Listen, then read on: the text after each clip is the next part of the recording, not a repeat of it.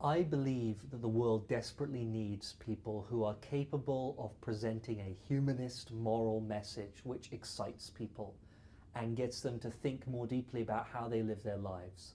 We're living in extremely challenging times, socially and politically.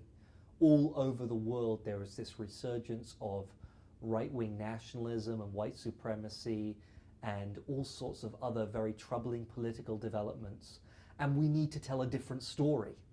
We need to tell a compelling story about society that isn't one of competition and limited resources and who's going to get which jobs and who's going to come out on top and who's going to be on the bottom, but a story that unites all humankind in a common cause, which understands that we are much stronger when we're working together than when we're fighting with each other over the bountiful resources of the planet.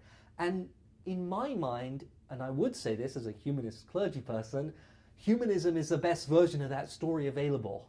It is the religious, philosophical, life stance story that can include every person on the planet and non-human animals in an ethical framework which helps us understand why we should act in the way that we should act. And I think that's extraordinarily important.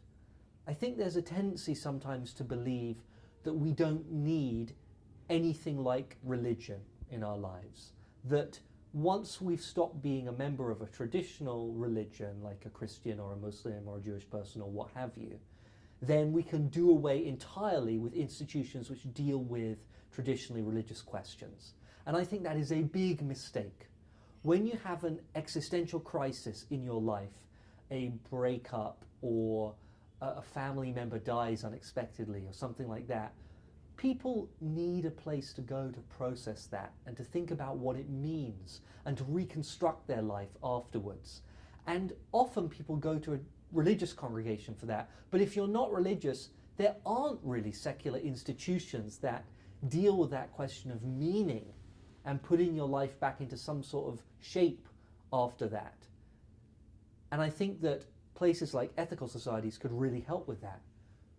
When you are struggling with an ethical dilemma and you really don't know what the right thing to do is, you can always talk to your friends, and that is great. For many people, that's enough. But some people want to go into a space where they can be with others and deeply interrogate their values, to think really deeply about, oh, why should I do this instead of that? Why should I make this decision instead of the other one?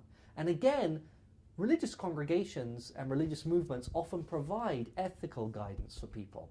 But secular society very rarely provides ethical guidance to people. In fact, it's often very resistant to providing guidance like that. And I think ethical societies and ethical culture leaders can play a role in that. But mainly, I just think there's a space in the cultural conversation for a discussion of our deepest values. What should our lives actually be about? Which is not coming from a traditionally religious perspective.